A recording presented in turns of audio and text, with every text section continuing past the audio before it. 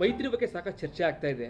ಪ್ರಜ್ವಲ್ ರೇವಣ್ಣ ವಿಚಾರ ಆದ ನಂತರದಲ್ಲಿ ಮೈತ್ರಿ ಕಡಿತಗೊಳಿಸ್ತಾರೆ ಹಾಗೆ ಹೀಗೆ. ಯಾವುದೇ ರೀತಿ ಯಾವುದೇ ಕಾರಣಕ್ಕೂ JDS BJP ಜೊತೆ ಇರುವಂಥ ಹೊಂದಾಣಿಕೆ ಮೈತ್ರಿ ಅದಕ್ಕೇನು ಭಂಗ ಆಗೋದಿಲ್ಲ.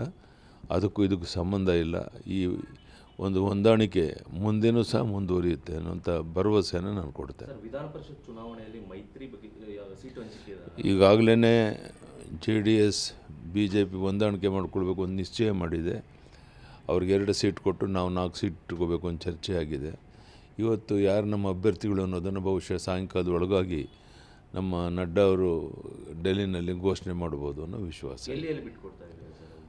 ನೋಡಬೇಕು, ಒಟ್ಟಿನಲ್ಲಿ 2 ಸೀಟ್ ಕೊಡಬೇಕು ಅಂತ ನಿರ್ಧಾರ ಆಗಿದೆ.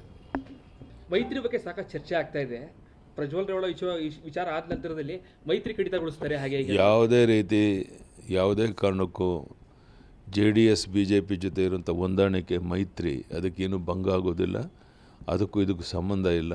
ಈ ಒಂದು ಹೊಂದಾಣಿಕೆ ಮುಂದೇನೂ ಸಹ ಮುಂದುವರಿಯುತ್ತೆ ಅನ್ನೋಂಥ ಭರವಸೆಯನ್ನು ನಾನು ಕೊಡ್ತೇನೆ. ವಿಧಾನ ಪರಿಷತ್ ಚುನಾವಣೆಯಲ್ಲಿ ಮೈತ್ರಿ ಬಗ್ಗೆ ಸೀಟು ಹಂಚಿಕೆ ಈಗಾಗಲೇ JDS BJP ಹೊಂದಾಣಿಕೆ ಮಾಡಿಕೊಳ್ಬೇಕು ಒಂದು ನಿಶ್ಚಯ ಮಾಡಿದೆ.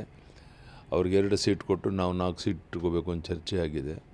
ಇವತ್ತು ಯಾರು ನಮ್ಮ ಅಭ್ಯರ್ಥಿಗಳು ಅನ್ನೋದನ್ನು ಬಹುಶಃ ಸಾಯಂಕಾಲದ ಒಳಗಾಗಿ ನಮ್ಮ ನಡ್ಡಾ ಅವರು ಡೆಲ್ಲಿನಲ್ಲಿ ಘೋಷಣೆ ಮಾಡ್ಬೋದು ಅನ್ನೋ ವಿಶ್ವಾಸ.